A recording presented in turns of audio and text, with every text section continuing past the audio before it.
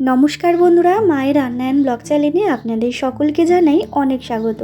আজ আবারও হাজির হয়ে গেলাম দারুণ স্বাদের রেসিপি নিয়ে। আমার আজকের রেসিপি অনুষ্ঠান বাড়ির স্বাদে চানা মশলা। এই অনুষ্ঠান বাড়ির স্বাদে চানা মশলা কিন্তু রাধাবল্লভী, নান, রুমালি রুটি সবের সাথেই অনুষ্ঠান বাড়িতে সার্ভ করা হয়। বাচ্চা থেকে বড় সকলেই কিন্তু এই রেসিপিটা খেতে ভীষণ পছন্দ করেন। আমি আজকে শেয়ার করব কিভাবে অনুষ্ঠান বাড়ির স্বাদে বাড়িতেই খুব সহজে চানা মশলা তৈরি করা যায়। তো বন্ধুরা, আমার এই রেসিপিটা জানতে হলে কিন্তু সম্পূর্ণ ভিডিও দেখতে হবে।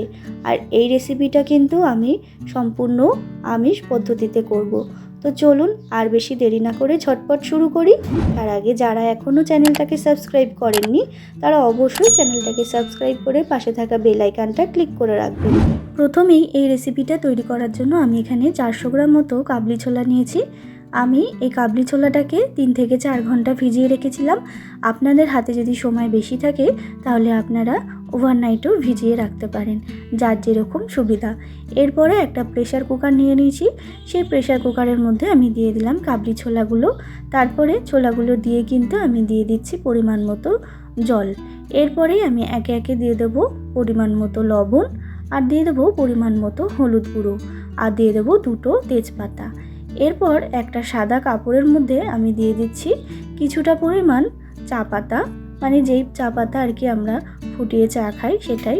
তারপরে দিয়ে দিলাম 2টো বড় এলাচ এবং দিয়ে দিচ্ছি গোটা গরম মশলা। তারপরে একটা পুটলি বানিয়ে আমি কিন্তু ওই ছোলার সাথেই এটাকে সেদ্ধ করব। তাতে এর কালারটাও ভীষণ ভালো আসে আর ফ্লেভারটাও কিন্তু অসাধারণ হয়, একেবারে অনুষ্ঠান বাড়ির স্বাদে। তারপরে একটু হাতা দিয়ে নাড়িয়ে চাড়িয়ে কিন্তু আমি সিটি দিয়ে নেব এটা 3 থেকে 4টে মতো। তো দেখুন, সিটি দিয়ে নিয়েছি 3 থেকে 4টে মতো। আর যেই পোটলাটা আমি তৈরি করেছিলাম সেটা কিন্তু আমি ফেলে দিয়েছি। এরপরে আমি ছোলাগুলো উঠিয়ে রাখছি। আর এই জলটা যেটা বেরিয়েছে সেটাও কিন্তু আপনারা ফেলে দেবেন না, এটা কিন্তু পরে কাজে লাগবে। তারপরে আমি গ্যাসে সরাসরি একটি কড়াই বসিয়ে দিয়েছি। কড়াইয়ের মধ্যে দিয়ে দিলাম আমি পরিমাণ মতো সর্ষের তেল। পুরো রেসিপিটা আমি সর্ষের তেলেই করছি। এরপরে তেলটা গরম হয়ে গেলে দিয়ে দিতে হবে গোটা জিরে ফোড়নের জন্য, আর দিয়ে দিলাম গোটা শুকনো লঙ্কা। তারপরে দিয়ে দিলাম সামান্য পরিমাণ লবণ।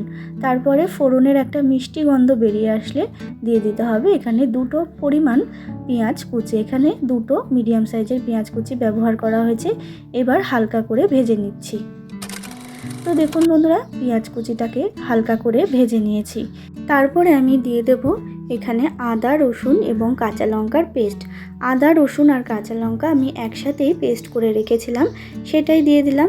এবার একটুখানি নাড়িয়ে চাড়িয়ে ভেজে নেব, যাতে আদা রসুনের যে কাঁচা গন্ধটা থাকে সেটা যেন একেবারে চলে যায়। তো দেখুন বন্ধুরা, আমি একটু নাড়িয়ে চাড়িয়ে নিয়েছি। তারপরে দিয়ে দিলাম আমি 2টো মতো টমেটো কুচি। এবার টমেটোটা দিয়েও কিন্তু একটু নাড়াচাড়া করে নেব, যাতে টমেটোটা একটুখানি নরম হয়ে যায়। তারপর দিয়ে দিচ্ছি এখানে সমস্ত গুঁড়ো মশলা। দিয়ে দিলাম আমি হলুদ গুঁড়ো, ধনে গুঁড়ো, তারপর দিয়ে দিলাম এখানে ঝাল লঙ্কার গুঁড়ো, আর দিয়ে দিলাম কাশ্মীরি লঙ্কার গুঁড়ো। ব্যাস, আর কিন্তু কোনো মশলা আপাতত দেওয়ার নেই। এরপর ভালো করে কিন্তু মশলাটাকে কষিয়ে নিতে হবে, যাতে মশলার গা থেকে তেল ছেড়ে যায়। আমি এখানে মশলাটাকে প্রায় 5 থেকে 10 মিনিট মতো কষিয়ে নেব। তো দেখুন বন্ধুরা, ঠিক 5 থেকে 10 মিনিট পর ফিরে আসলাম। মশলাটা কিন্তু অনেকটা পরিমাণে কষানো হয়ে গেছে। এরপর দিয়ে দিলাম আমি 3 চামচ মতো ফ্যাটানো টক দই। টক দইটা দিয়ে আমি দিয়ে দিচ্ছি টক দইয়ের বাটি ধোয়া জলটা। এবার আবারও আমি টক দইটা দিয়ে কিন্তু মশলাটার সাথে কষিয়ে নেব।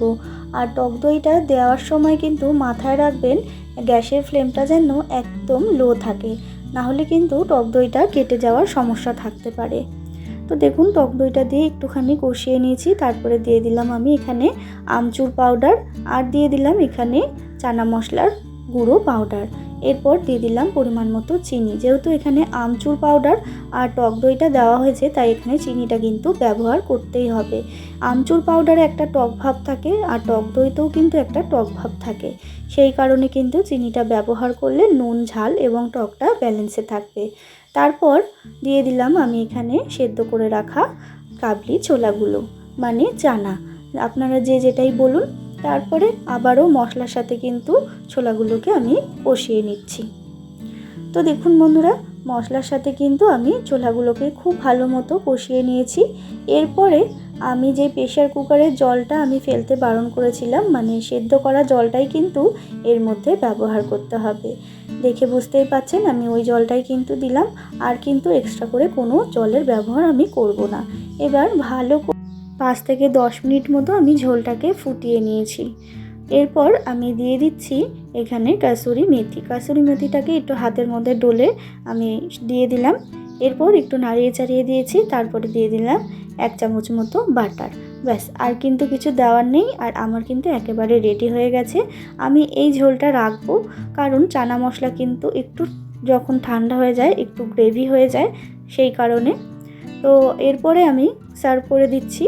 গরম গরম সার্ভ করে দিন। রাধাবল্লভী, নান, লুচি, পরোটা সবের সাথেই কিন্তু এই চানা মশলার রেসিপিটা অসাধারণ লাগে।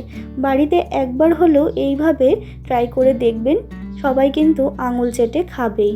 তো বন্ধুরা, আমার এই রেসিপিটা কেমন লাগলো অবশ্যই কমেন্ট করে জানাতে ভুলবেন না।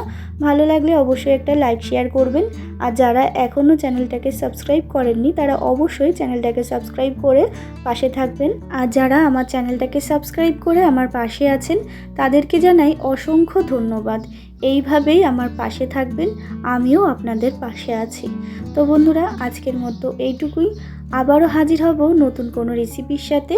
ততক্ষণের জন্য ভালো থাকবেন, সুস্থ থাকবেন। ধন্যবাদ।